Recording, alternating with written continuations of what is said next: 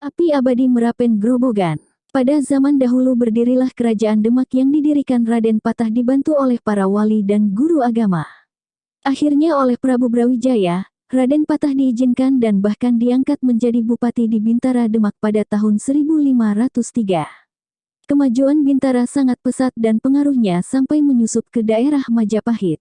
Beberapa bangsawan Majapahit sudah mulai masuk Islam. Tahun 1509 Raden Patah diangkat sebagai Sultan Demak dengan gelarnya Sultan Jimbun Ngalam Akbar atau Panembahan Jimbun.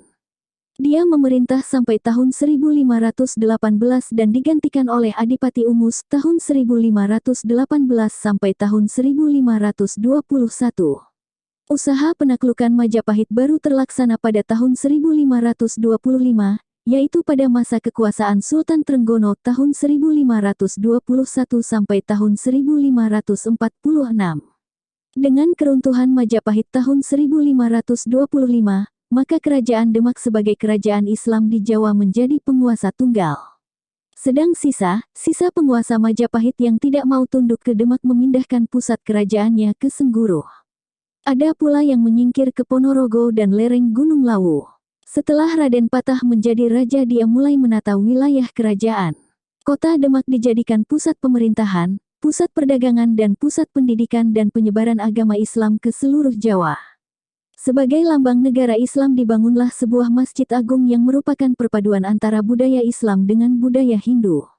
Ekspedisi pemboyongan dipimpin oleh Sunan Kalijaga tampak berjalan lancar. Setelah sampai di Merapen mereka merasa sangat lelah. Kemudian rombongan itu beristirahat di situ. Karena tidak ada air untuk minum, maka Sunan Kalijogo bersemedi memohon kepada Tuhan diberi air untuk minum para pengikutnya. Tongkat wasiatnya ditancapkannya ke tanah, kemudian dicabutnya. Tetapi yang keluar bukan air namun api yang tidak dapat padam, api abadi. Sejak itulah tempat itu disebut Merapen. Kemudian di tempat lain dilakukan hal yang sama dan keluarlah pancuran air yang jernih, yang dapat diminum. Demikian rombongan itu minum dan setelah hilang lelahnya mereka melanjutkan perjalanannya ke Demak. Sesampainya di Demak barangnya yang dibawa diteliti. Ternyata ada yang ketinggalan di Merapen, berupa sebuah ompak alis tiang. Sunan Kalijaga menyatakan ompak itu tidak perlu diambil sebab nantinya akan banyak gunanya. Batu ompak itu kemudian dikenal dengan Watu Bobot.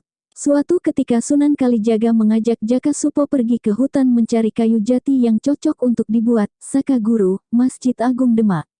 Jaka Suko adalah putra Tumenggung Empu Supodrio, seorang wedana Bupati Empu, tukang membuat alat perang dari besi kerajaan Majapahit. Pada waktu itu Jaka Supa sendiri telah menjabat sebagai jajar Empu walaupun dia abdi Majapahit, tetapi dia telah belajar agama Islam pada Sunan Kalijaga. Selama Sunan Kalijaga mengembara di hutan mencari kayu tersebut, dia berjumpa dengan Dewi Rasawulan yang sedang tapangidang. Dewi Rasawulan sebenarnya adalah adiknya sendiri yang lari dari Kadipaten Tuban, karena ditawari untuk menikah tidak mau. Oleh Sunan Kalijaga, Dewi Rasawulan diajak ke Tuban.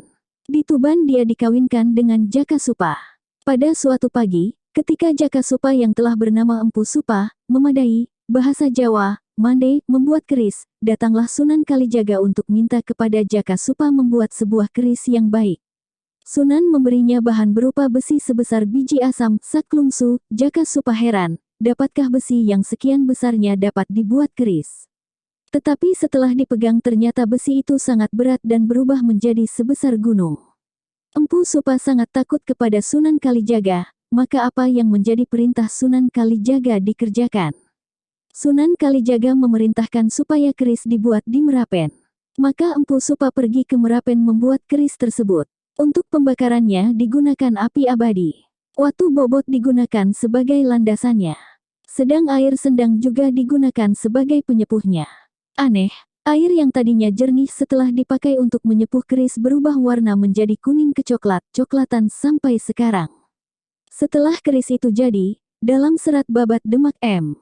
Atmo Darminto, 1962/55-56 dinyatakan, Tembang Dandang Gula, Sunan Kaliangandika Aris, Sunan Arani Kris Dapur Sengkelat, Dene Kris Abang Warnane, nanging iki tan patut, dipun angge wong laku santri, iki pantes kagema, mering patingginipun, negaraning Pulau Jawa, wus pinasti besuk dadi pusakaji, kang mengku nusu Jawa. Lah pundinen jebeng ingkang becik, bok manawa siradar bedarah, kang mengku nusa Jawane, nulia simpenan tinampen gupuh, mering ki supaduung pinundi, dohing maling jeung sunan, gawe kena ingsun, koten peranti pembelehan, ingkang pantes dianggo wong laku santri, mengko sun golek tosan. Inti Api Abadi Merapen adalah sebuah kompleks yang terletak di Desa Manggarmas, Kecamatan Godong, Kabupaten Grobogan, Jawa Tengah. Kawasan ini terletak di tepi Jalan Raya Purwodadi, Semarang, berjarak 26 km dari kota Purwodadi. Kompleks Api Abadi Merapen merupakan fenomena geologi alam berupa keluarnya gas alam dari dalam tanah yang tersulut api sehingga menciptakan api yang tidak pernah padam walaupun turun hujan sekalipun. Banyak peristiwa besar mengambil api dari Kompleks Api Abadi Merapen sebagai sumber obornya, misalnya Pesta Olahraga Internasional Ganevoi tanggal 1 November tahun 1963. Api abadi dari Merapen juga digunakan untuk menyalakan obor Pekan Olahraga Nasional PON, mulai PON X tahun 1981, POR PWI tahun 1983 dan Haornas. Api abadi dari Merapen juga digunakan untuk obor upacara Hari Raya Waisak. Selain api abadi, di komplek tersebut juga terdapat kolam dengan air mendidih yang konon dapat dipergunakan untuk mengobati penyakit kulit, serta batu bobot yang konon apabila seseorang dapat mengangkatnya maka yang mengangkat tersebut akan mendapatkan keinginannya.